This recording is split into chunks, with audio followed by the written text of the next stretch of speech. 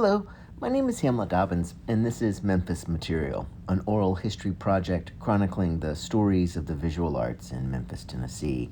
Memphis Material is a podcast celebrating the personal histories, the intimate stories, and the studio practices of some of the people who help shape the creative landscape of our city. These unedited interviews are all recorded at the Memphis Listening Lab, an archival gem located in the majestic Crosstown Concourse in beautiful Midtown Memphis. The website for Memphis Material was designed by the wonderful Brian Dixon. Now, we don't have sponsors for this project, but if we did today's interview, the second of two interviews that we did with Niles Wallace would be brought to you by Ceramics. There are some sweet, sweet moments in this interview with Niles where he talks about pottery and the people who made them. I am very thankful for the time and the resources to sit and talk with Niles and all of these other artists about these things. Now, this interview with Niles Wallace was recorded on Valentine's Day, February 14th, 2025. Enjoy the interview. Perfect. Yeah. That's good. So we got those levels. Okay, so last time when we met, we talked about we'd gotten up to the point where you were there in Albany. Oh. And so how long you said that Albany gig was 2 years? 2 years. Yeah. Okay. Now what happens after Albany? Well, I got the job here in Memphis. Okay, so now at that point, because if I remember right, the gig in Albany was one where somebody was ill and you got a call to sort of apply for it, and so now you were more actively looking, like in the way that we sort of think about college art teachers looking and sort of going out in the world and sort of actively. Well, I had been looking, even when I got out of graduate school. Yeah, I was looking for a job, just. I was in the running for a couple, but didn't get them. And then I spent that summer teaching at Philadelphia College of Art after graduate school, Philadelphia College of Art. And I'd kind of resigned myself to the fact that I was going to stay in Philadelphia because I liked Philly. Mm-hmm. It was a neat place. And Philly was also a place, like I would imagine, I like how you got your Slippery Rock shirt. Yeah. So, but I would imagine, like being someone from Pennsylvania, it would be like Philly was sort of like the New York City or the cool town of Pennsylvania. Well, I was actually on the other side of the state near Pittsburgh, but it was close. Yeah. It wasn't that far away. And I knew some people and there, and so it was real. It's a Philadelphia. Always, of course, it always has a bad rap, but from many standards. But it's actually a very interesting place, very very creative place. Museums, and being in ceramics is a great craft scene. I mean, a really good craft scene. So that was neat, so it wasn't a bad thing. I just didn't have a teaching job at that point. So that's when I got the call that there was a 1-year position at Albany. Mm-hmm. And then it turned into a 2-year position. And Albany was kind of a neat place too. State capital, a lot of things to do. Faculty was very good. Mm-hmm. I didn't realize how good they were because I was pretty dumb. But Richard Stankiewicz was teaching sculpture there, and he was pretty much a monumental figure in sculpture of that era. Let's see, Dennis Bing taught a plastics lab. And he was active in the New York art scene. And Mark, I can't think of Mark's last name, but he was a real close friend of Chuck Close. Actually, one of the famous portraits that he did was of Mark Greenwald. Greenwald. Okay. Yeah. His paintings are bonkers. Oh, they're crazy. Yeah. and he was a neat person. So I mean, I had access to these guys. It was great, but it was at that time when the state of New York was cutting back programs. I think the state almost went into default at one point. And, I was low man on the totem pole, and they were just cutting out programs. And so I was gone. But then the position opened up here in Memphis, and so I had applied for that. I knew Nancy White, because actually Nancy had been in graduate school with me too. We weren't close friends, but we knew each other. And I think she liked the idea of having somebody that she knew. I don't know, we never really talked about it that way, but No, wait. I gotta ask some Nancy questions. So, what was Nancy like in grad school? What was Nancy making back then? Because I remember you were sort of talking about your work and how you were thinking about things. And so, what about Nancy? Did you guys overlap at all in terms of studio connections? Well, yeah. It was interesting because at the time I went to graduate school for 1 year. And then I had my sort of departure. I went away for a year and then came back and finished the year. Well, when I was there at Alfred for my first year, Nancy and her then husband, and I honestly can't remember his name at all, were trying to make their presence known at Alfred. They were up there, but they were taking classes, not as graduate students. And so the year that I was gone, they then applied for graduate school. And so when I went back, basically, we were in the same class. So I had kind of known her. Anyway, Nancy was doing these kind of funky little, as I remember, figurative things. Not that much differently than what she's doing, has continued to do. She's always quiet and always had dogs. Just, a very kind of private person. And so... And so you applied for the job, ended up getting the job. It was kind of funny because I applied for the job and they actually got in touch with me. The chairman of the department was Dana Johnson at that time. And Dana wanted to hire me over the phone. And I had, in my experience, you always had an interview. Mm-hmm. And so I was kind of weirded out by that. At first I said, well, that sounds great, but I'd kind of like to see the place. He said, well, okay. And Dana was a funny guy. He was kind of nervous. He was always clenching his hands. Steve Langdon did a great impression of Dana Johnson. It was pretty funny.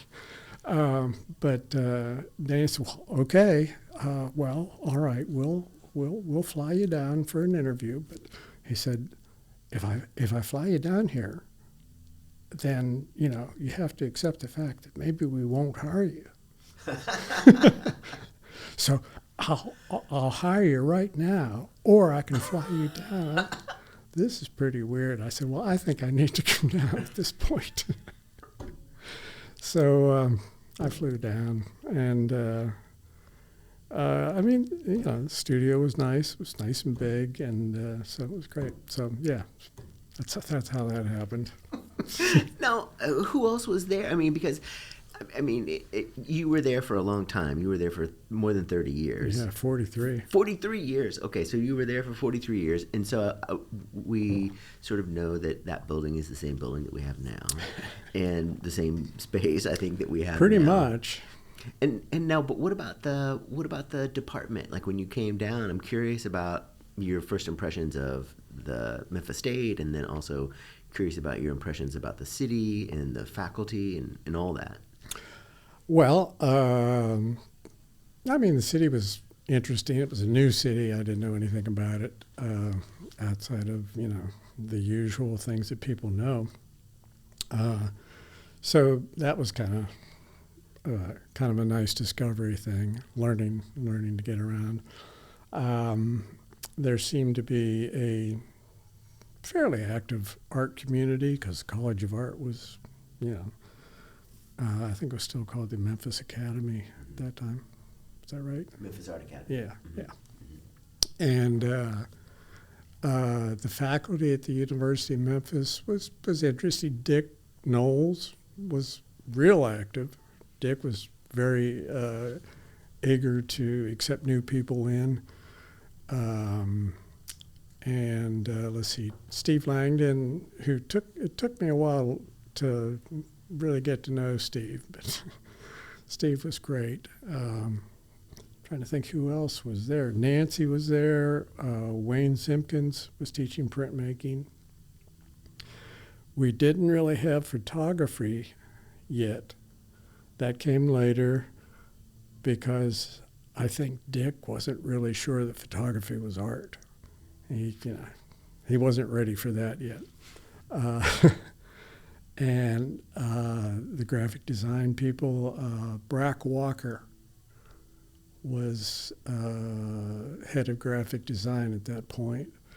There was an art education program already there, but I can't remember the guy's name that was teaching there. Let's see, who else?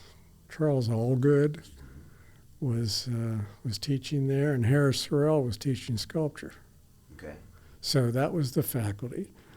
Dick was by far and away the most active person. You meant in terms of active in the faculty, but also in the studio? In the studio, yeah. making art, and also just in terms of energy, getting people engaged in things, having faculty parties and, getting the graduate program going, because the graduate program was real new at that point. I think they had only just started a year or two before I got here. Mm-hmm. So they were still, pretty small, pretty limited graduate program. Let's see, what else? To me, it was interesting. I hadn't really anticipated staying. I mean, I figured maybe a couple of years, but I didn't really want to be in the South. I didn't, this wasn't what my natural choice would have been. So, however it ended up, jobs started getting tighter, getting harder to get jobs. And I did apply for a few, and again, got in the running for a couple, interviewed for maybe one, maybe two, I don't know, but didn't get the position. So, I mean, I was but I was working from having a job. And and then Dana Johnson retired. Let's see, Larry Edwards moved into the position. So he was new, he was energetic, another painter. That was before he got real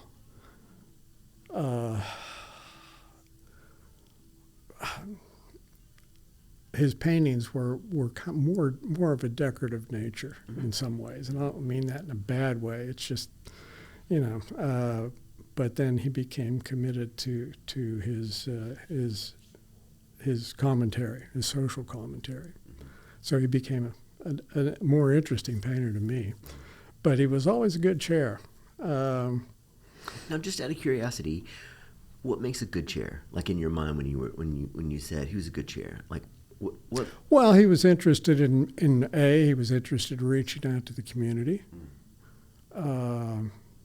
which, was pretty vital and became more vital.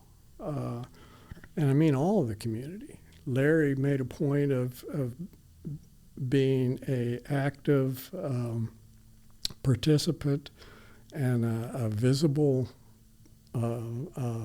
personality in any art venue that was going on in town, things at the College of Art, things at the Dixon, things at the Brooks. Larry made a point of being there, and actively. So he was actually a great promoter for the department. He was interested in a visiting artist program, so that we could, have greater exposure for our students. He brought with him some ideas about having a loft in New York City, because he had had that previously when he taught at Appalachia State. And, that was a wonderful idea. It was great. It often didn't, come across because, it was really hard to get funding, but he was working at it. So he had all these ambitious ideas for the art department, and did bring people in. What else? He was pretty good about communicating with the faculty. He was great at schmoozing with the administration. I mean, he knew how to grease the wheels so that we got good attention. He was great friends with Dick Ranta, because Dick Ranta came to be the dean, I think, was like a year or two after I got there. I mean, I think he was in the theater department. I think he was theater journalism. I can't remember. But he became the first dean of the college, and Larry and he were very close friends. That's what made a great department chair. Somebody who was actively working for you and reasonably fair about everything else. Now, I mean, for me, the great thing about having you here is we're able to cover people that I'm not able to talk to, and we wouldn't be able to get that good information out. I appreciate that stuff that you were saying about Larry, because I know Larry in the ways that I know. I didn't get that. Could you try again?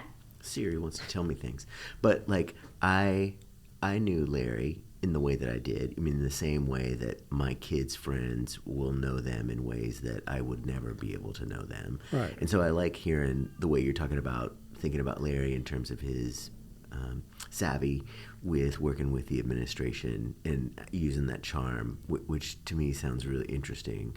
What about some of the other faculty? I mean, you mentioned Steve Langdon, and Steve, of course, to me was also kind of I only had Steve for one class, but for sure I wish that I had had him for more classes. Steve was sort of this, I mean, in my mind, this pivotal figure, because he taught drawing one, and I remember that was the class where I sort of recognized that everything was connected in terms of like the visual world, in terms of my drawing and all these other things. But he was always very dry, and in my class he would be in there and he would tell us things, and then he would go outside and smoke, and then he would come back and tell us the same thing and be like, no, I want you to slow down, yeah. Okay? And then he would leave and get another cigarette, and then he would come back and he would be like, no, like so slow you're not sure your hand is moving.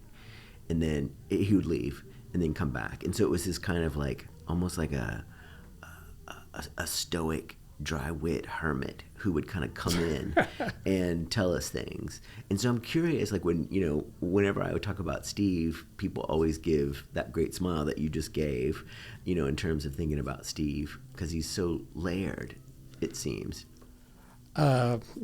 Steve was an interesting person. He was really an interesting person. It did take me a couple years to actually, I knew who he was, and we had been introduced, and we would nod at each other in the hall, but it took me a couple years to actually begin to be more involved with him socially. And part of that came about because of registration.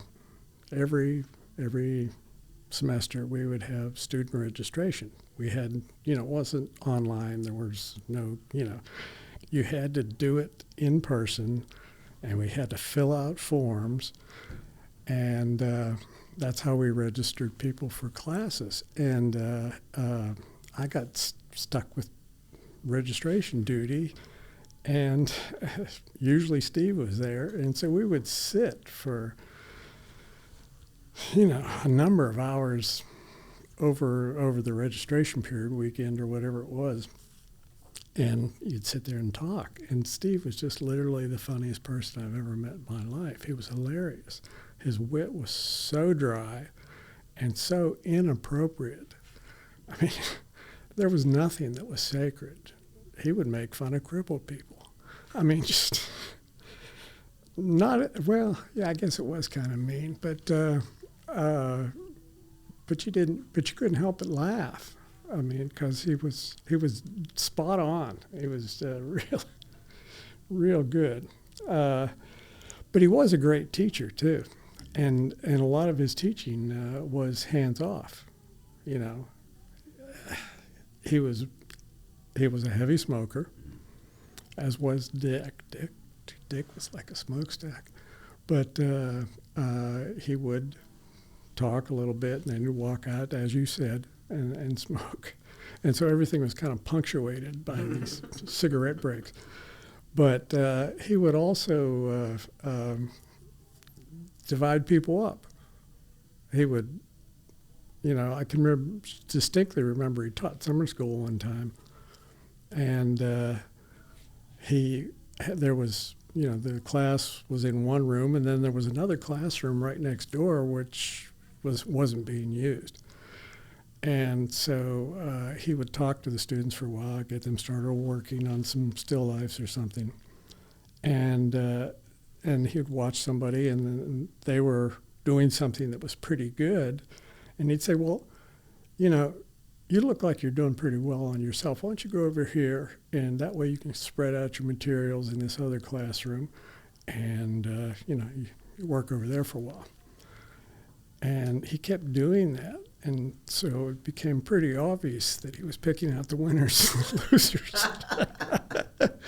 And what was so great about that was because after a while, the class realized it. And nobody wanted to be left behind in the loser room. So they got better. They started paying attention. And it was this kind of, I'd never approached teaching that way before. So I learned a lot about teaching just by watching Steve. I mean, because I was a horrible teacher, I think. But Steve was just so good about it. I mean, I don't think it was actually that he planned it working that way, but he was real observant, and he knew what was going on. So, yeah. But he was a great drawing teacher. Now, when you said that he was a good teacher, I mean, for me, we're able to be in, like, group critiques with people, or, we'll sometimes be, with those periodic reviews or whatever, but unless I make a real effort to go and watch people teach, it's kind of hard to get that access. Mm-hmm. So, like, in those days, was it one of those things where, when you say he was a good teacher, was it something that you were able to kind of come in and watch, or was it something that you just saw the kids coming out of his rooms with a particular skill set that was admirable? Well, it was probably mainly the latter. I mean, I didn't really go into his classes, though I could often be out in the hall while he was out there smoking a cigarette, and I could see what they were doing. That's when you were allowed to smoke in the hallway, but God, not in the room. Yeah. Right. Yeah, the students, I could see what was going on with the students. I would hear them talk. And, of course, we had the graduate students in painting at that point. So they would talk about it, so you knew what was happening. Mm-hmm. Mm-hmm. Now, what about Dick? Dick was Dick was Dick. Dick was... Well, I mean, because one of the things that I think that is really interesting about Dick is that as we talk about Dick, I mean, he was one of my teachers and probably one of the most important teachers that I had when I was there. But he was also particularly prickly, and then he was also particularly problematic, not to stick with the P alliteration, but like, I remember at Dick's funeral, like, people would get up and say, like, he said I was a nothing but a Germantown housewife and I was never going to amount to anything and blah, blah, blah. But then other people would get up and say other, really sort of glowing things. And so for sure, I am aware that we are sitting in a room with microphones and that it's a part of like this oral history project. But for me, the thing about Dick was that he was so, he did this thing, and it was a very particular thing. I was telling a student the other day that was having trouble. And I remember, like, I had one of those crises, kind of like you were saying in that last interview where you, like, grabbed your books and threw them out the window. But I had this moment where I was just, like, having this total existential crisis in the middle of class. And it was this special topics class that Dick was teaching about spiritualism and art and this kind of thing. Anyway, and I just had poured my heart out, and just had this like horrible experience moment. And Dick was like, okay, next. And he just like went to the next person. And it was like, there was no like, oh, well, Hamlet, you're going to be okay. And Hamlet, well, let's talk after class or anything like that. It was just like this, like, okay, no. Yeah. Dick was full of himself, for one thing. He really was.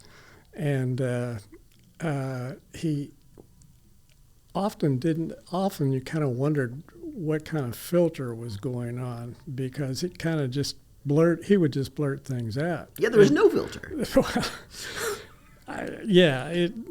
seemed that way. So, and he had enormous prejudices. He was, what was good and what wasn't good, and what was right and what wasn't right, and he would just blurt them out. I mean, not that he necessarily wanted you to believe them, but there was no question about his approach to it. And sometimes it was, this is my approach, get over it, do it. He wasn't a mean person, but he was a showman, and he was very outspoken. God, I'm trying to think of some stories. I mean, we just... He was very sexist. I remember, Virginia Overton was an undergraduate student, and Virginia had done some sculpture where she'd made these kind of arc-shaped forms out of clay, and she'd mounted them on the wall, which, they were kind of phallic. And she had done a wall of them, and Dick's comment was, "Boy, she must be horny." And that was during the crit. Well, like, it wasn't like Dick mentioned that afterwards or anything. It was just weird, He would blurt these things out, but it was obvious that he cared about students. No, I mean, he was to me, in my mind, engaged. He was a really passionate teacher. That was, I think, the thing that drew me to Dick. I mean, I remember, one of my pivotal moments was I missed some class drawing, or it might have been drawing a figure, whatever it was. And I remember going into a studio, and it was just like, there were the cigarettes everywhere, and the oil paint, the sort of sexiness of that oil paint, and just sort of like it was like a laboratory for painters, and I just remember that moment being really beautiful. And I remember his passion. I mean, he really was. He was just bonkers about making art. He was. He was very very engaged, and he would organize things for the students. He would lead trips to. He had an annual trip where they went to Mexico, which I never went along. But he would take a group of students down to Mexico. We had trips to St. Louis to visit, the museums and the university there, Wash University. I remember we even went up to Chicago once or twice, on gallery trips. So, I mean, that was something that was was great, and we kind of lost after a certain point. That didn't happen after a while, but yeah, Dick headed up all kinds of things. He would he liked involvement. He was extremely social. Always wanted people to be around, talk to them. He was pretty outspoken, as we said. So yeah, it was great. It was a nice atmosphere. Both he and then on the other hand, Steve is this kind of laid back, dry wit, just laser wit. Really played off of each other pretty well. And thing was, both Steve and Dick were pretty conscious of art history. They had a good background in art history and contemporary art, and so they could cite these artists that were interesting or that were doing things that maybe students needed to be aware of. And of course, then when Larry came, Larry would play off. It was when we had these group critiques, it was like a competition to see who could find the most obscure artist to tell people to go look at. And it wasn't like they were doing it unconsciously. Larry would mention those things to me. He would be like, "Oh yeah, I mentioned Jack Tworkoff the other day," and Dick, Dick didn't know, or something like that. It was just like all of these, and he would, talk about one-upping Dick and Steve in these. Oh critiques. yeah, they were. Yeah. It was a competition. Yeah. But it was good for the students too. So. Yeah. No. I mean, for sure they were super passionate. And see, as a young faculty member, it was neat for me too, because I had a lousy art history consciousness. I just never found art history to be very interesting at all, mainly because it was just memorizing slides. It's like, oh shit. I mean, I learned what I had to and moved on. But they brought a new level to that. So. Mm-hmm. Now I'm curious. Thinking about coming to Memphis, especially from Pennsylvania, upstate New York, I mean, obviously that would have been a pretty serious culture shock. But I'm curious about how your studio practice changed when you came down here.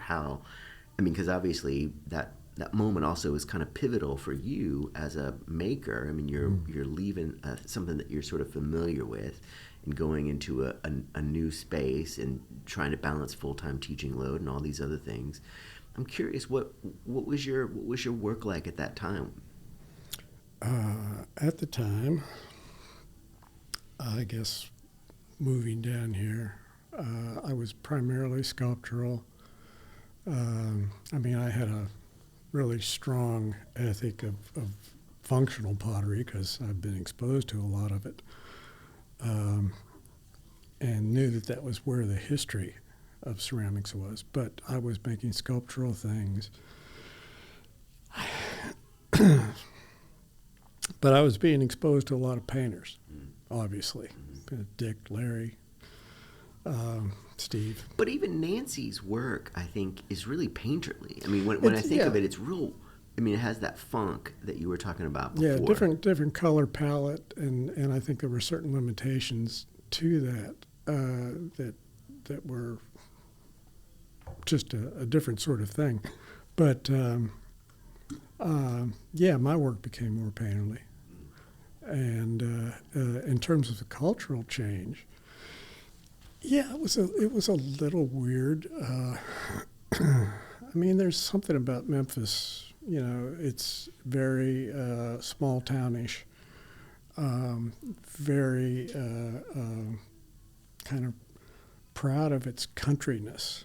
And that wasn't foreign to me because I came from a small town in Pennsylvania. I'd been in upstate New York, which was pretty rural. And so that wasn't a problem or a change for me. Being in the South was a change for me. And God, I remember getting into some huge, not argument, not a screaming, yelling argument, but some weird conversation with a bunch of graduate students like we were trying to refight the Civil War. And it was like, I've only been here 3 months. And why are we even talking about these things? It was kind of weird.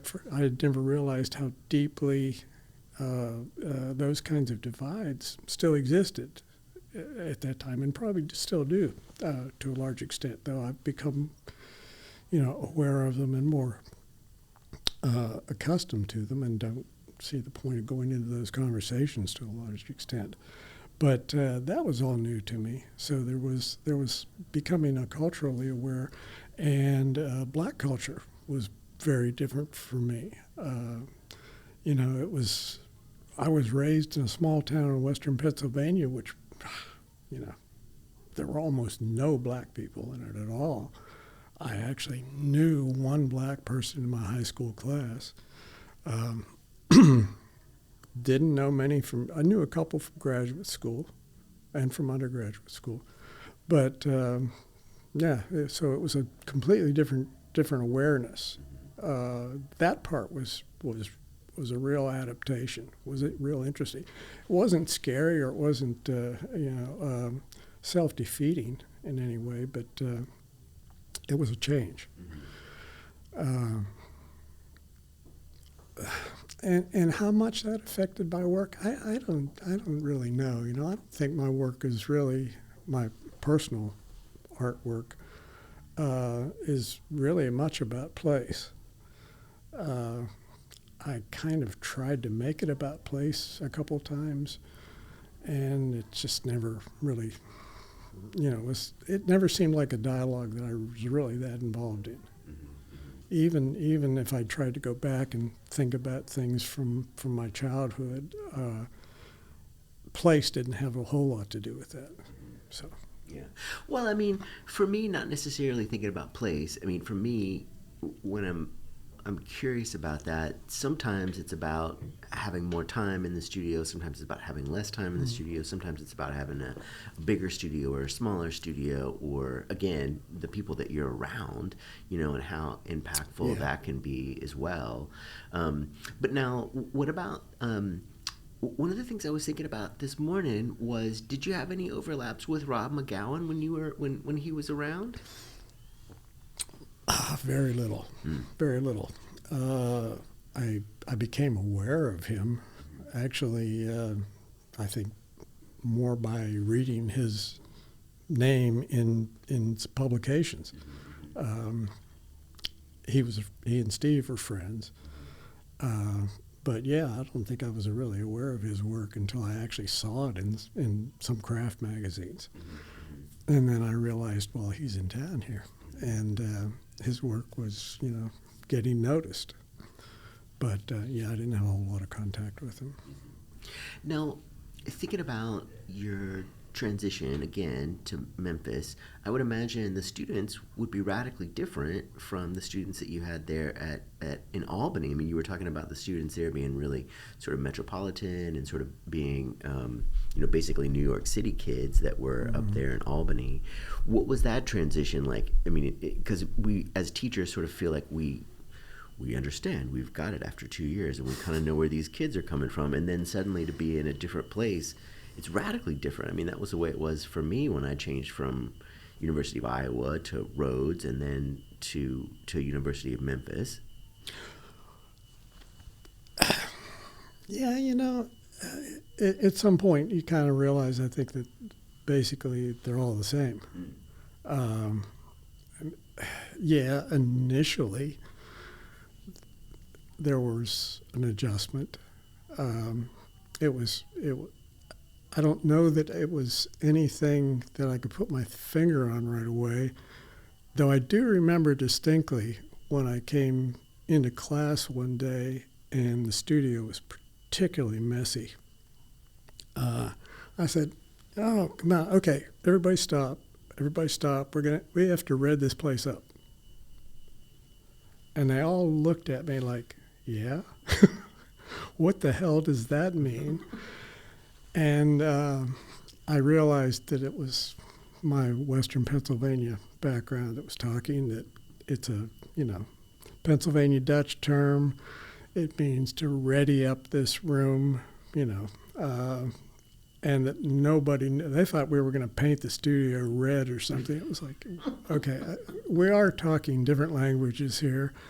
I need to think about this. So that was a learning curve, realizing some of what their backgrounds were. But, once you got over that and realized there was going to be some language and cultural issues that you had to acknowledge, then basically students were the same. There was still a lot of hippiness, There was, they were young, students were young. They were still very caught up in 70s culture. And so there was that kind of an evolution that kind of was everywhere. Were the students, you said that there was a lot of hippie stuff, were the students politically active at that time? They were socially active, I think, more than politically active. There was, still an interest in the hippie, peace, love, whatever, and having more of an open relationship. So any kind of barriers between students and faculty were still being opened up. You could be friends with people. There was a lot of interaction. It wasn't kind of like being separate entities. And that was something that was happening everywhere. So that's... Now, talk to me a little bit, back to the studio. Talk to me a little bit about some of the things that you were making at that time. You were saying they were more sculptural and that they were sort of more painterly. What were some things that you were thinking about in the studio? It was the first time I'd started actually making some of the larger plate forms and using them as canvases and painting with glazes. Let's see, I got a NEA individual artist grant in 1978, I believe. And it was largely on the basis of these painted platters. Now, interestingly, you were talking about Rob McGowan. Of course, he was having a painterly approach to ceramics at that point. And while we didn't have much communication, I guess that was just in the water. But so I was doing those things, but I was also making kind of nonsense sculptural forms that had nothing to do with vessels, because I was still on that kick from graduate school. A lot of ideas about ugliness. Just making things that were clumsy. And I still struggle with that. I mean, if it's too pretty, it really kind of bothers me, So kind of, self-contradictory things, if that makes sense. Yeah. I mean, when I think about your pieces, and maybe I don't know the pieces from that time period, but I do know about the platters that you made later and the things that you're making now. To me, it seems like your pieces have always had this, like it's almost like they're on the verge of not falling apart, but just like exploding. Or like in terms of technicality, there's, a million different glazes sort of going in, and then one looks like it is definitely not agreeing with the other. Right. And so there's a lot of that thing that you were talking about in terms of that sort of fighting back and forth between the surface and the shape. Yeah, those things have always been there. It's just I can't seem to get past those things because they're there, and so I accept them. While we're sitting here talking, it makes me actually remember. I'm being forced to remember what was I doing at this.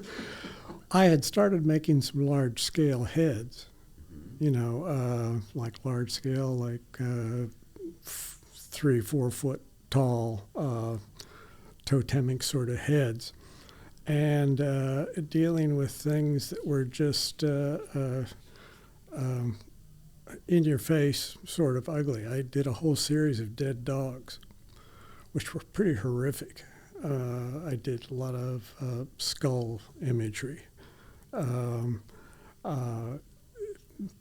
remember making heads that they were actually more busts because they had shoulders and arms, but some of the arms were deformed, so they were like thalidomide babies or whatever. These were things that were obviously disturbing sort of imagery. And so there was a lot of that was going on. But I mean, of that time, we're thinking sort of mid-'70s. We're also kind of just now getting over the Vietnam War, Yep. And we're being confronted with the horribleness of war. Yeah. And then also it was one of those things where it was on television. And not only was it on television, but you were also seeing it with people coming back from the war. And then, like you said, the thalidomide, that was around that time as well. Exactly. And so thinking about that, I mean, it sounds like you're responding to the world. You're responding to the things that are happening around you. Yeah, and I think that's true. I don't know that it was overly conscious, but on some level, I guess it was. But yeah, I was responding to those things. I was responding to music. The whole era of questioning norms, about seeing how far you could push an idea and get away with it. And, I don't know that I actually got away with any of it, but, I would make it anyway. It's that whole relationship between audience and the artist. I don't think I ever really cared that much about that. But, it was like, if nothing else, pushing the limits of good taste. Well, I remember before when you were talking about, speaking of pushing the limits, thinking about those pieces that you made in grad school and how they were just as thin as they could possibly be. And so there was almost like a kind of an extremeness to the removal of things from it. And it seems like that kind of excess in one way or another is the thing that sort of plays through your work, whether it's this sort of excessive removal or the excessive presence of things. And then what about this thing that you said where the relationship with the audience? How are you thinking, or how have you been thinking about the relationship between the work and the audience, or you and the audience? That's a pretty complicated question. We have plenty of time now. Well, it may be a few more years because I don't really have any more answers for it. It's kind of it's like what is the old Groucho Marx which statement of like I don't want to belong to any club that would accept me as a member, which I think has been attributed to other people too. But there is that sort of thing. It's like I was always taught that there was hard art and there's good art. And hard art was better than good art. Now, wait, what do we mean by hard art? That was problematic, that you had to look at and it would set you back. If it was too acceptable, maybe, or too easy, then it wasn't doing what art is supposed to do. Now, I still think that to a large extent. Now, the other side of the story would be, well, you've got to connect with your audience. You've got to meet them at some level, and then you guide them from there. But you have to get their attention first. And if they look at you and they just are repulsed, then maybe that's, not the right approach. But somehow that never worked with me. It's like wanted to make things the way I wanted to make them. And so thinking of what the audience is going to say always seems so foreign to me.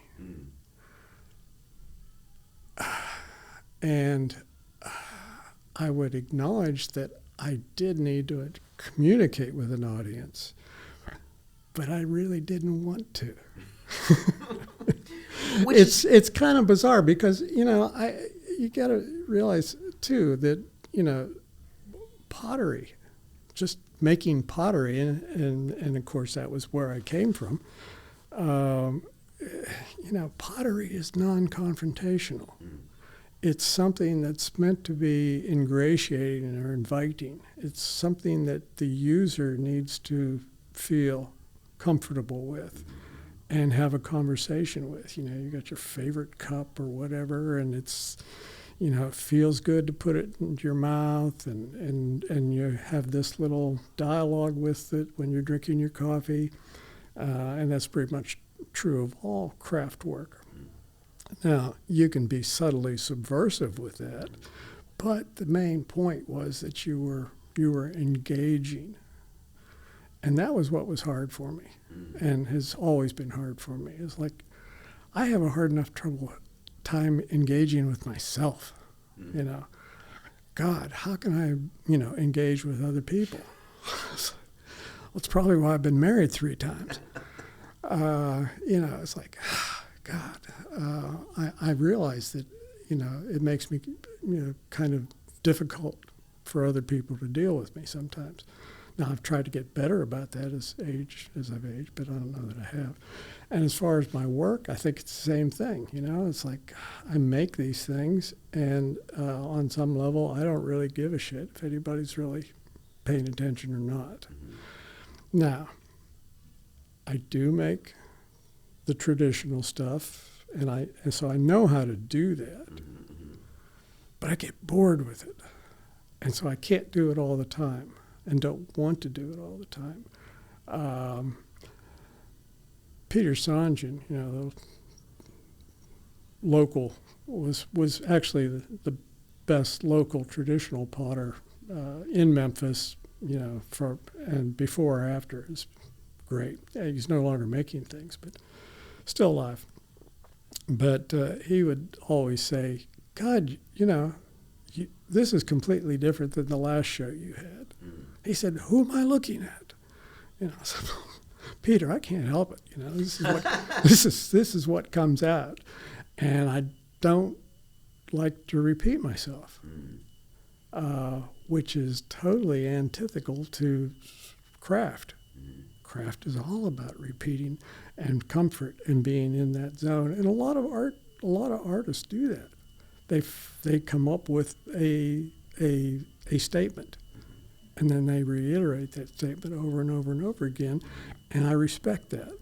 I mean, I think it's a great thing. I just, I think my work, there's a continuity in what I do, but it's all over the board, all over the place. Well, I mean, obviously, you're in this position, or we're in this position through academia, where you have this job, and then that's going to help you with your mortgage and put braces on the kids' teeth, like that kind of thing. And so we kind of have that freedom to do those things. But also, I mean, for me, thinking about your practice, the thing about the way you've built your practice is you've been able to do super weird stuff that's kind of scary, or might not work or might work, and then you also make some things that are experimental, and then you also will make these really gorgeous objects that people can interact with. And so it's not one or the other. You're able to, or it seems like you've always kind of been able to do many things to sort of satisfy many different itches, which I think is kind of like a core part of any of our lives in thinking about that. Now, I'm curious, when you were talking about, you mentioned Peter, was there a lot of overlap? Was there a lot of a connection between Memphis State at the time and Memphis College of Art?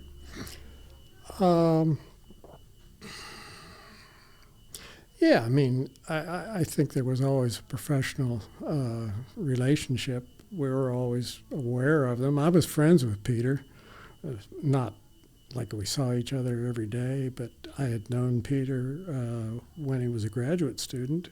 He was ahead of me, but I had met him. I'd met his wife, so that was a nice contact for me when I came down here. He probably didn't remember me at the time, but we'd touch base. Niles, you were the kid that threw the books out the window. Everybody knew who you were. No, he was gone by that time. He was gone by that time, but so he wasn't aware of that. I don't think I ever had that conversation with him.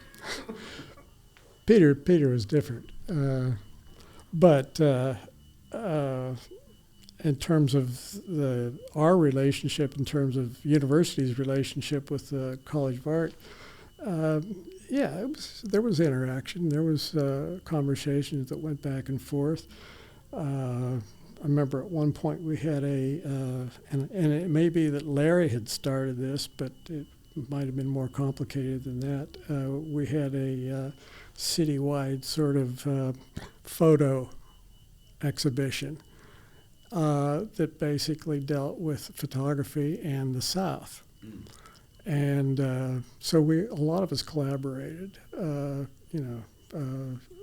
for this event. There were shows at the College of Art, there were shows at the university, the Brooks, I think the Dixon even had some things.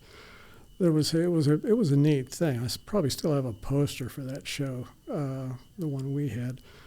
Had to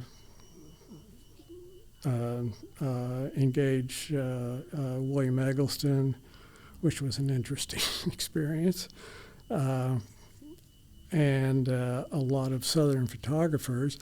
And I met Murray Reese over at the College of Art, and so we worked back and forth. And of course I knew Peter. I'm trying to think who else was over there at the time, but we interacted, we talked. Didn't seem to be any competition. There were just differences in the institutions. For sure. And then you were saying Peter was a good potter. Oh yeah, he's great. Like, what are some things that stand out to you in terms of Peter's making? The interest in tradition. There was a subtleness about his work that I always enjoyed. That there would be small moments or small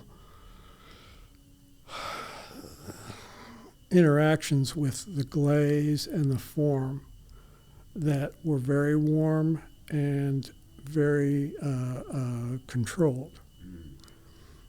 And that was something that I couldn't do or didn't have the patience to do, and I respected in his work. Technically, it was great. There was a certain obsessiveness about it. And the tactile qualities and the visual engagement of those tactile qualities, I think, were things that I liked about his work. Very understated, but very strong.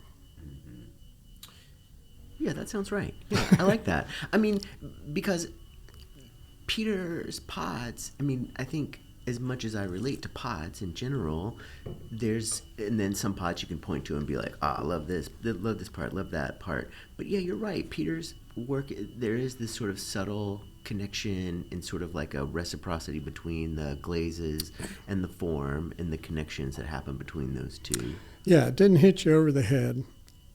They were pieces that it was really nice if you sat down with them for long enough, you would find yourself engaged in them.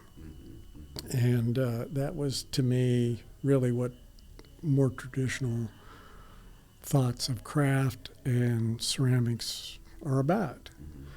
Some of that has a kind of a Zen quality, and I did really like the whole Zen approach to things. Not that I necessarily did it, but I was aware of it.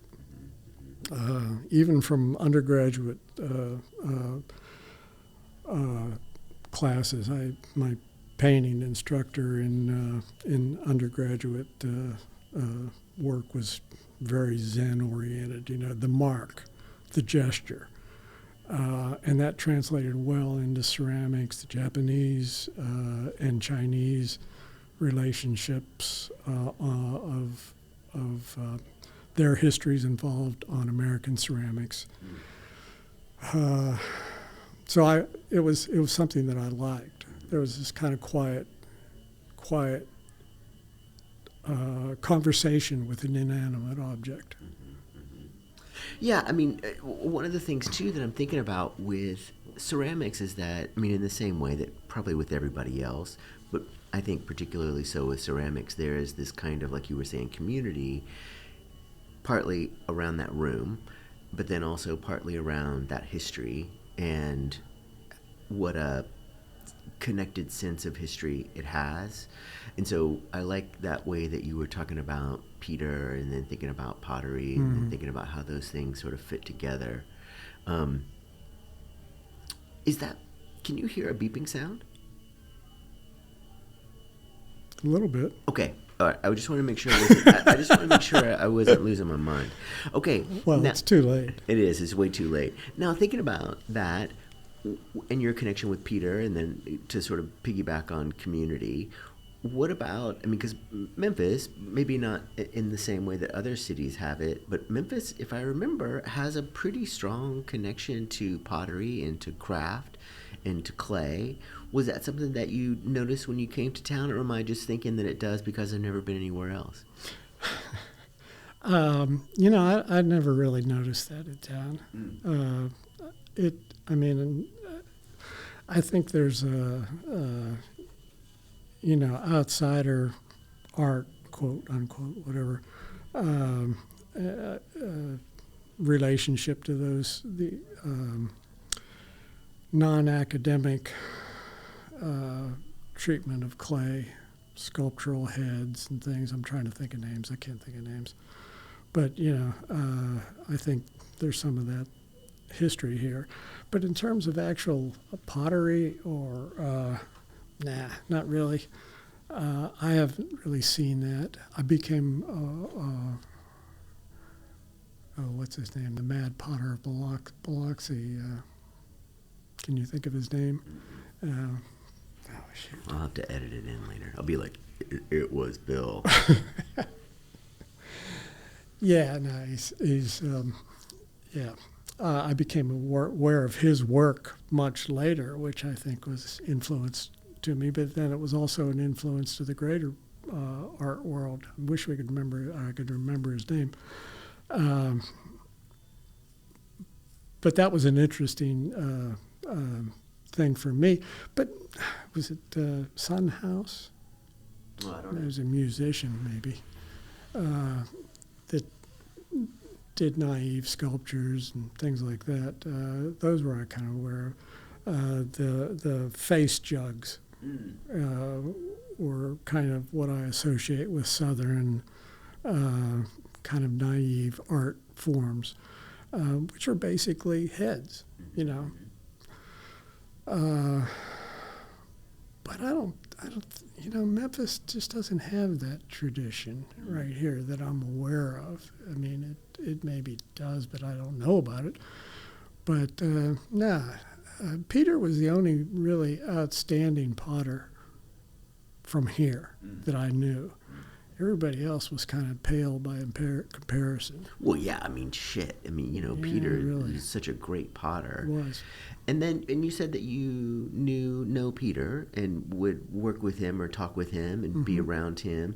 I'm curious, I mean, in the same way that I'm curious about your relationship with Larry and Dick and Steve, talk to me a little bit about Peter.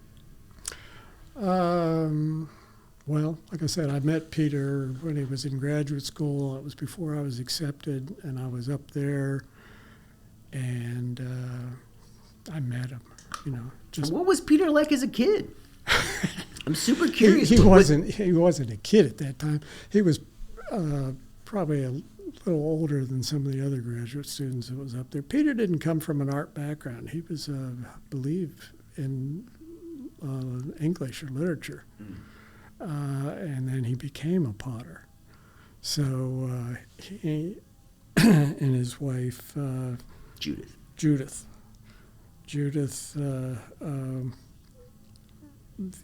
they were kind of outsiders in terms of that.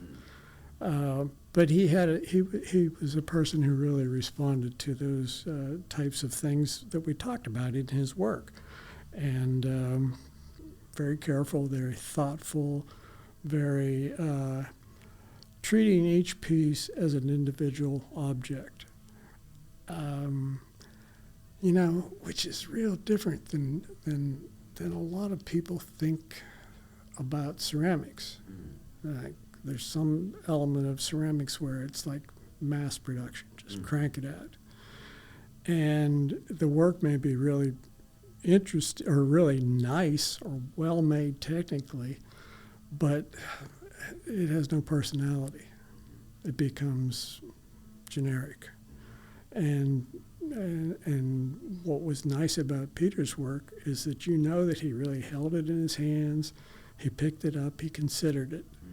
It was important to him. And that's what I was impressed with. So, and I think that's where most potters, frankly, in Memphis and the surrounding areas get it wrong. They just don't do that. There's a lot of pressure on individual artists, that are doing that kind of work. They got to make a living. And how do you do that without losing, the individual quality of it? That's a tough thing, I think, for anybody.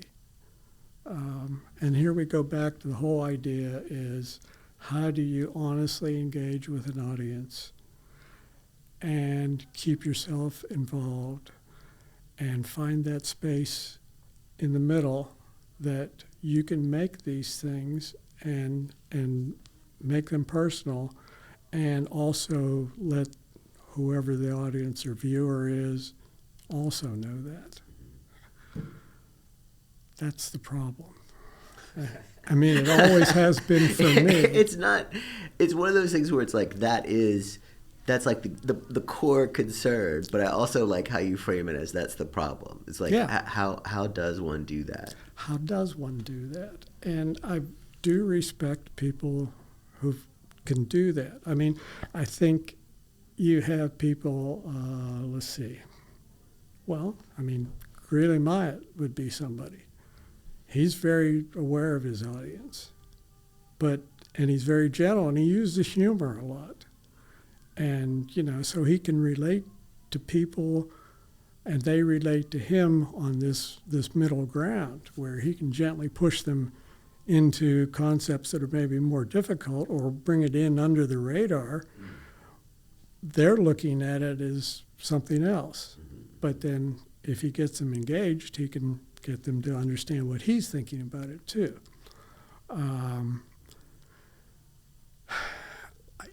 I've talked about Edward Eberly as a potter, not from here, but from Pennsylvania. Ed learned drawing on forms and painting on forms, where he could make these forms three-dimensional canvases dealing with what he wanted to do, of fantasy, of classical sort of drawings. And people would relate to that as beautiful.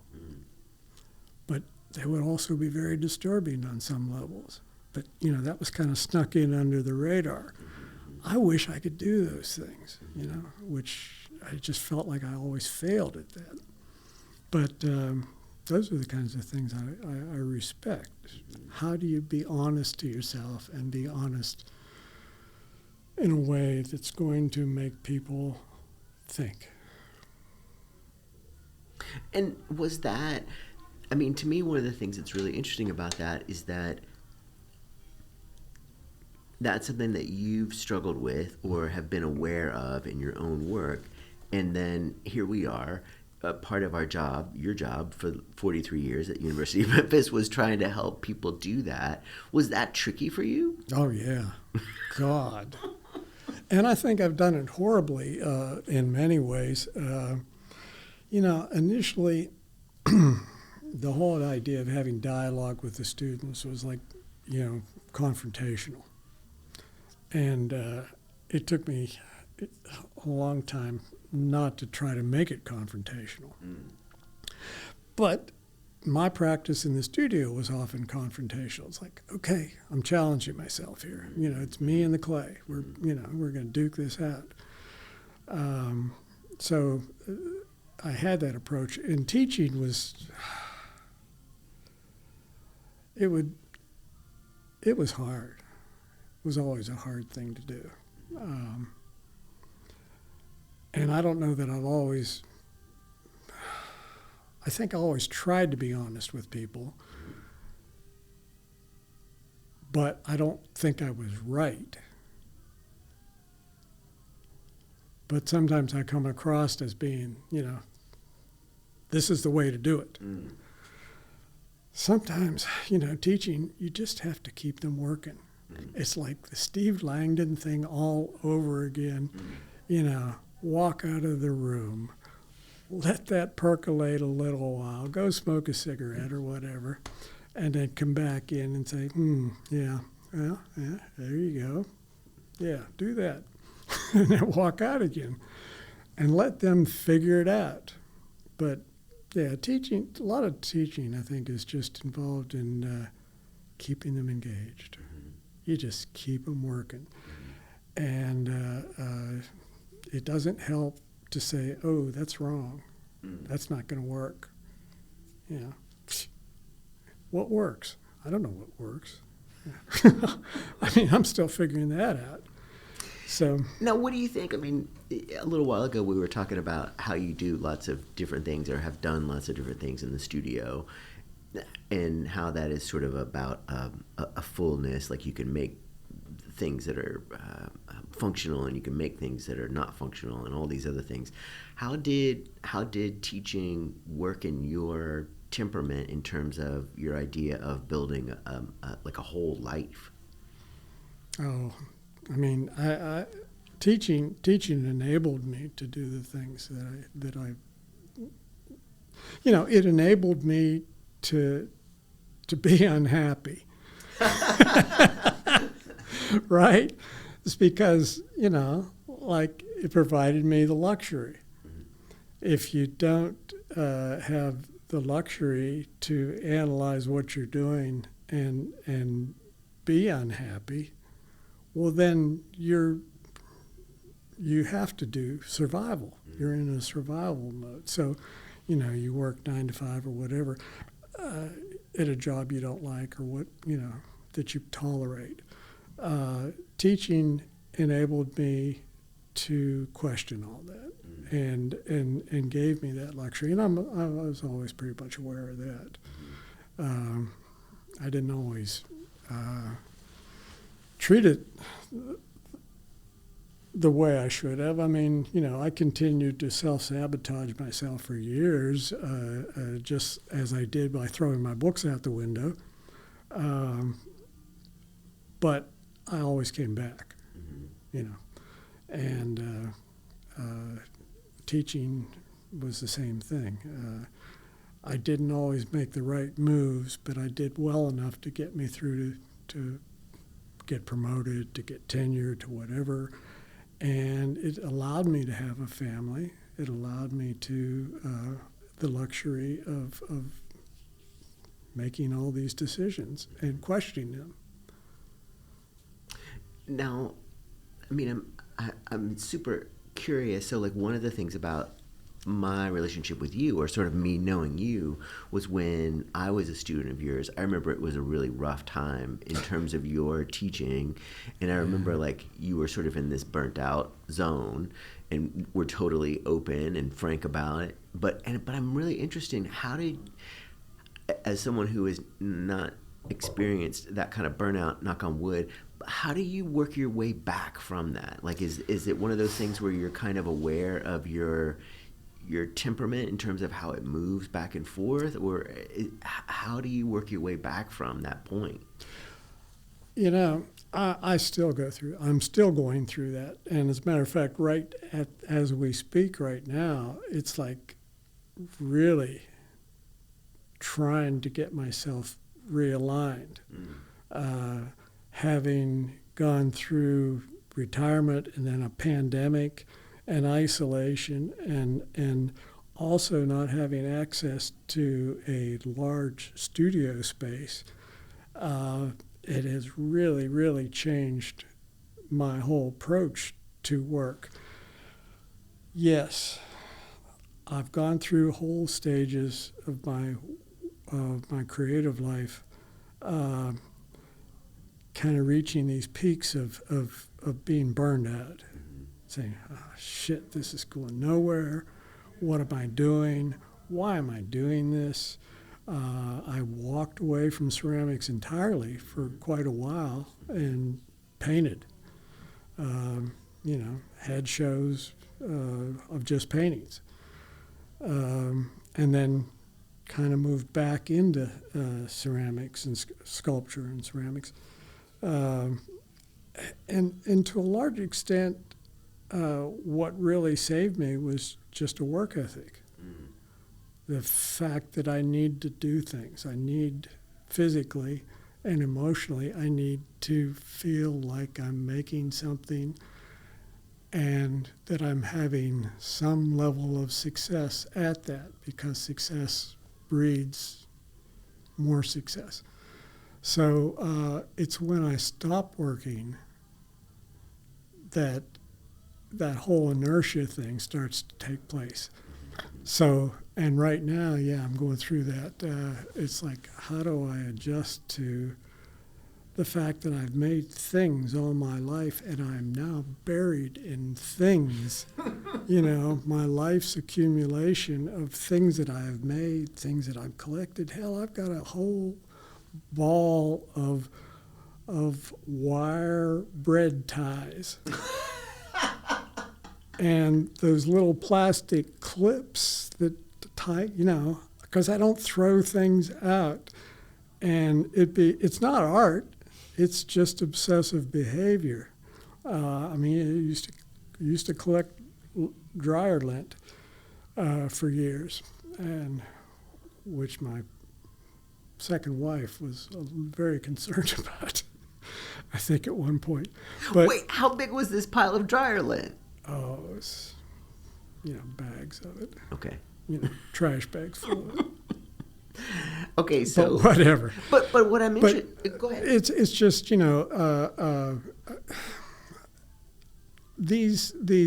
this accumulation of objects, and then trying to come to the realization that it's like they're just things, But yeah, they're neat things.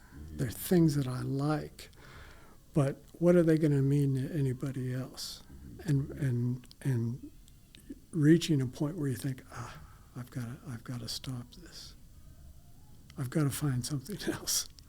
So I'm in a sense of like right now kind of a halted inertia, and I am trying to work all these deals out. And some of it's just avoidance. It's like you get to the point where you'll do anything you can not to go back into the studio to work.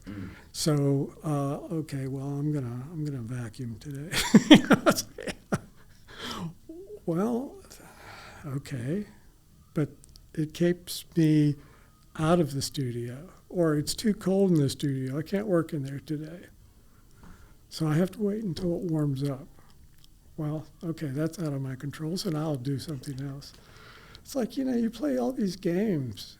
But they're not games. They're just dealing with life and trying to deal with finding some meaning to that life. I mean, for me, one of the things I do is, I'll have these things that sort of help me and sort of recharge me, and so I'll, like you were saying, taking walks.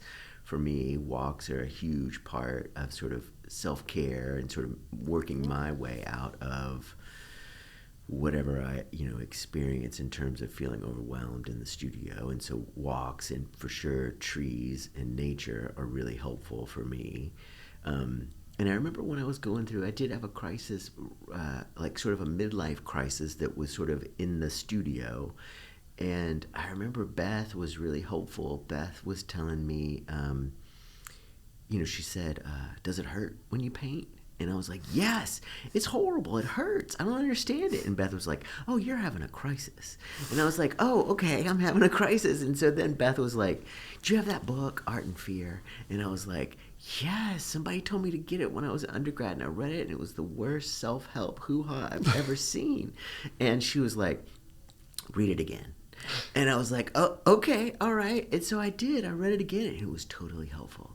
It was really good. But anyway, and so thinking about that, I mean, for me, I was curious, like, are there things that you do that you're sort of aware of to work your way out of these phases? Because, I mean, I think for some people it can be a really, like a regular thing. Oh, yeah. I mean, yeah. And it has been for me, too, lots of times. I've usually been able to work myself out of them pretty quickly. Quickly, I mean, relatively, maybe a month, it's like whatever. But now it's been a couple of years and I'm trying to, deal with it. So I don't know if there's any one solution, or certainly never a one solution of any of this that I've been able to find. Mm. It's like learning. It's like Who's Afraid of Virginia Woolf? You make up the game, and then the other person has to learn the rules of the game, and then you change the rules of the game, and it's an ongoing conversation that you have with yourself. So there's some paranoia involved in that, I'm sure. But yeah, it's like sometimes I have to trick myself. Mm. Which is how the fuck do you trick yourself? It's like, because I know I'm doing it. Right. But work is usually what gets me out of anything. And a lot of that is relating back to my family. Not consciously relating, but if I think about it, I was always around people that made things, that worked things. My grandfather was uneducated. He was a barber. He was a bad barber. We've had that story before. But he would go out and as escape, he would go out into his little workshop and he would make these things out of wood and whatever. And my grandmother was a seamstress, and she made dresses for people and sewed. And I mean, that just fed into my ethic that you have to have some sense of production, and you have to be busy, because what the hell else is it all about? If you don't do those things, then you're in a survival-only mode, and that's not good either. So, now I'm wondering. So, when you said that you've stepped away from ceramics entirely, yeah. And so when we did that show at Rhodes, that was when you had also sort of stepped away from ceramics almost entirely, or it seemed like you had. This was when you had the studio in Congo, first Congo, with when you were doing the carpet pieces. But then you were saying that this was maybe a different time with the paintings. I'm curious, yeah. What were the paintings like? I don't think I have any knowledge of those. Oh, really? Yeah. Well, that doesn't surprise me. It's like, the paintings, there were a lot of figurative paintings. They were very energetic. A lot of them were kind of tortured bodies, men, women dancing, a lot of hands, very distorted kind of hand gestures. Those were mainly what the paintings were about. Oil on paper. And a lot of them were done with oil sticks, big fat crayons, just because I could work with them real aggressively. And they were like making marks like I would make in clay. But it got me really involved in color. Which really helped my ceramics a lot later on. Some of that was because I was being around Larry, I was being around Dick, and to a lesser extent Steve. Steve's artwork was completely different. So that wasn't I mean, I respected it tremendously, but his drawings were so ticky, careful, that they kind of scared me in a way. Yeah. But I was working on big sheets of paper, like 5 foot tall by 8 feet wide, big gestural scenes of these, aggressive people. No, that's interesting. I mean, thinking about Leon that. Golub's paintings were real interesting to me. Okay. Now, were you in conversation with Dick and Larry about these? Like, would you guys hang out and look at stuff? Larry and I had a show at the University Museum of his paintings at the time and some of my big paintings. It was a nice show. It was very good. I still have some of those around. You should come. I'll drag them out where they are. They're probably so dried up and cracked that they might fall apart when they're undried or rolled out. What was it about?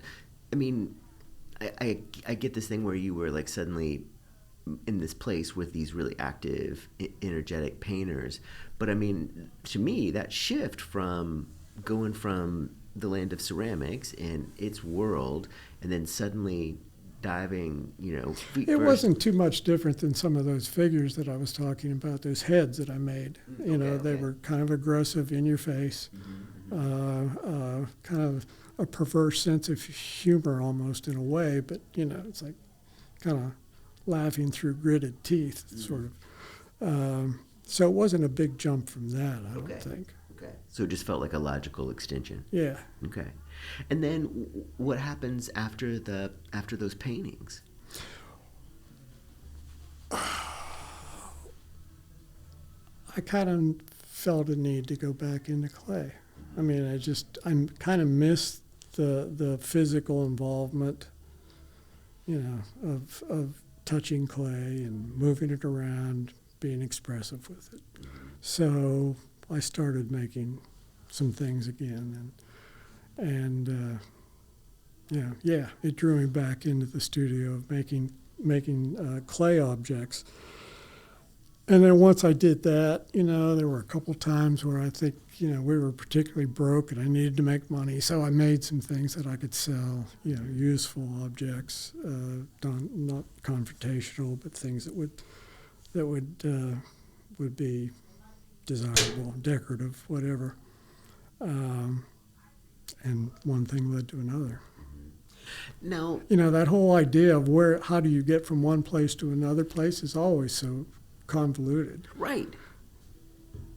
Now, what about the rug pieces that you were making, or the carpet pieces? Not rugs, yeah. Carpets. Was that just one of those things where it was like you suddenly found yourself in possession of millions and millions of square feet of carpet? No, I had to go out and find it. But some of it was, it was like working with materials at hand. You work with what you've got.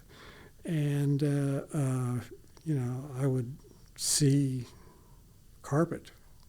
I mean, you still see carpet on the sidewalk all the time. What do people throw out? And what can I get for free and what can I make out of it? And at first I started finding old rugs or carpet that people had discarded. And the idea was that I was going to paint on them. But somehow that never really became a major thing. I mean, I did a little bit of it, but it became more like, I could use this sculpturally. All it is are these flat planes with these great textures. The color palette is something that really reflects people's lives. It's what people put in their homes.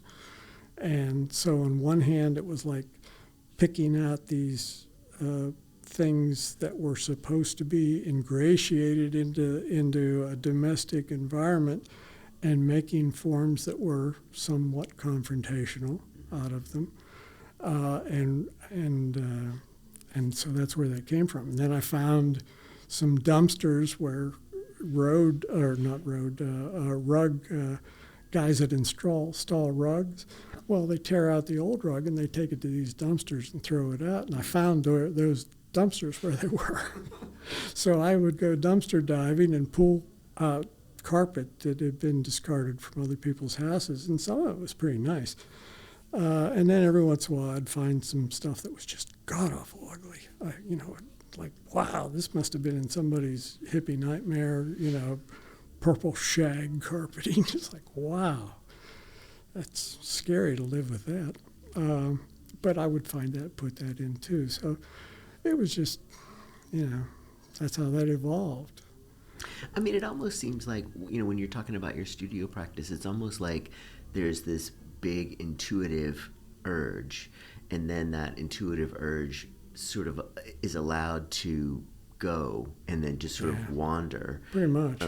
In almost like an extreme. Like I'm thinking about some of those pieces from that Rhodes show must have had thousands of pieces of circular carpet, and they were these sort of large worm shapes, and how those sort of worked, and the sort of the unruliness of those, and again the stacking. That was so weird too, to work with that stuff, because when you're making things out of ceramics, a lot of it is the process, and you like the feel of the clay, and you're mushing it around or whatever. Making those carpet pieces, it was like repetitive procedure. It was like, I'm going to cut out 1,000 discs of, carpet. And there's not much real tactile feedback here. It's just like zoning out and doing it.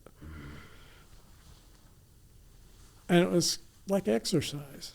It's like, I don't like to do it, but I like where I end up. It's kind of repetitive and boring, but I do like this. There's something compelling here. And that's why I often settled on these things that were kind of reductive, where like a cone starts off wide at the bottom and goes to the top, cones, pyramids, whatever. There's this idea that they lead someplace, that visually you're led to this point on the horizon where things vanish. And that was interesting to me. And that whole idea of sculpture and what I had been doing in drawing and painting, the illusion of space, and how when you're drawing, you represent space by certain techniques. And so how do I take that and make it into the real space of three-dimensional objects that diminish as they, they don't physically go away from you, but they visually diminish. So cones, pyramids, stair steps, all those things. Rug pieces. Right. Now, how do you see those pieces? Because, one of the things I'm thinking about is not just the rug pieces, but those really amazing towers and the stacks and how those work. How do you see those in terms of fitting into your practice? It's just, I think, for me, it's a natural way to organize things. I guess it's, that whole idea of controlling your environment, controlling separating things out and arranging them, in some way that makes sense to you. And that's probably true of everything, If any of my work is about anything, it's about that, which I don't think is much to be about, but it is. It's just kind of so basic. But a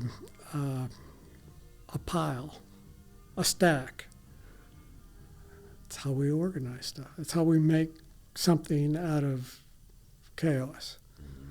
And chaos is fine, It's like anything else. There it is. But it doesn't really always reflect you. And if you're trying to organize your life, or you're trying to organize your ideas, or you're trying to just organize your thoughts of getting into the studio and working, it's like, okay, I'm going to make a pile. I've got the winners, the losers, whatever. But yeah, so largely, I think that's what I do. Yeah. So, pottery question. I asked Peter this question. I think we've talked about this before, maybe when you and I were just kind of hanging out. So I asked Peter, I was like, okay, Peter, so you're like a potter. And so like my favorite part of my day is when it's time for the espresso and I reach and I open the cabinet and I'm like, oh, okay, whose pot is it going to be? And it was like, so Peter, like, tell me about some of the pots that you have. And Peter was like, I don't have any. And it was just like, and I was like, wait, what? So I'm curious, Niles, what, like in terms of thinking about these connections, these objects that we have in our lives, what are some things that you have that are important to you? Because I feel like potters, we have a connection to our pottery objects that other people don't have. And so are there some that have special connections for you? Oh, yeah. Yeah, I mean, there's I have my favorites. I have things that I still like to own. I like to see them. I like to acknowledge them, regularly, and that I have no intention of selling. I mean, I suppose I would if somebody offered enough, but and there are some that I would like to see I'd like that one to go into a museum, but I'm not doing anything about, seeing that happens. None of my pieces are in any of the museums in Memphis. They've never asked me, whatever. But yeah, I have those things, and my house is full of them. Now, ones that I particularly like, I have a couple Bob Turner pieces. Now, what is it about those? Because those were the first ones that you pulled out. So, like, what is it about those pots that does it for you? Oh, Bob Turner was just kind of such a fascinating person, and it's reflective in his work. There's this kind of nice, subdued. Again, it's the same things I think I liked in Peter's work, and I do have one of Peter's pieces that I got from him. It's that subtlety that's thoughtful, and when I see that piece, I think of Bob Turner. And his wholeness as a human being. The work that I have of mine are pieces that I identify with at that time in my life, and that I still think represent that sense of organization or wholeness that I'm trying to find somewhere. Physically, I've had to reduce some of them. I at one point had that carpet piece, that cone that was 8 feet tall. Well, now it's, maybe 3 foot tall, And I actually, the last reduction I made of it, I had to, because my cats were driving me crazy with it. I had a shredded piece of carpet all over my house. I got tired of that. But I still have it. Generally, time has a way of winnowing things out. Either I've exhausted the dialogue that I had with it, and it's like an old friend, and it's like, well, we've talked about everything. We just kind of wave at each other in the hall when we walk by. Some of it physically, has gotten broken. If ceramic work does that, and when it's gone, it's gone. Then that conversation. I have more of the newer things that I've made that maybe isn't my best work, but it was the most recent. I have a lot of that stuff laying around. A lot of them are just things I just can't part with. Now, what about, just out of curiosity, thinking about Bob Turner and some of the other people that you've been around, I'm always curious because I think we as artists tend to accumulate things. I think that's sort of the way we are. Mm. Are there other pieces that are in your house, in your stash, that are particularly important for you? I have a couple of Ed Eberly pieces that are very meaningful to me. Mm-hmm. I have a small bowl. It's only about 4 inches across, and it's like a whole world in itself. It's just a beautiful little piece. And I have one of his drawings that, his wife gave me, which I think is a nice drawing, and I can see him doing it. I can see him thinking about it.